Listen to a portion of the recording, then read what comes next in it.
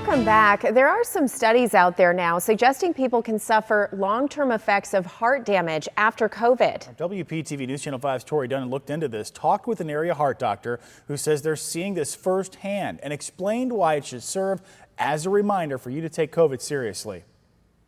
Yeah, like even coughing and kind of the shortness of breath, it's still present. Despite lingering symptoms, 23-year-old Lainey Brown from Kansas City calls herself one of the lucky ones. She tested positive for COVID-19 in late June after a trip to Florida. I had a bachelorette party planned in Florida. So I went to that, and probably the second day I was there and was having some symptoms. So I lost all taste and smell. She now regrets that trip People are partying, they're going out to bars, they're not really taking it very seriously. and considers possible issues down the line, if not for her, then for other COVID survivors. Or it definitely is a possibility that some other things could go wrong from having COVID, I think. Dr. David Weissman, an electrophysiologist at Good Samaritan Medical Center, says they're starting to see patients who have developed cardiac-related symptoms post-COVID. The real damage that we're seeing from COVID is this downstream, super hyper-inflammatory response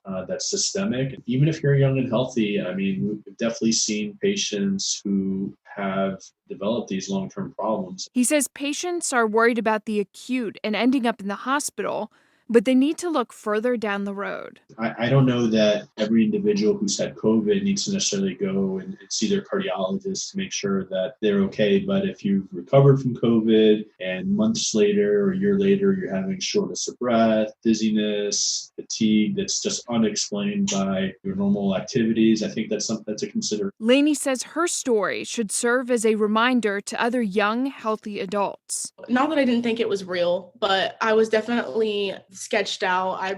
Just because no one I knew had it. Tori Dunn, WPTV News Channel 5.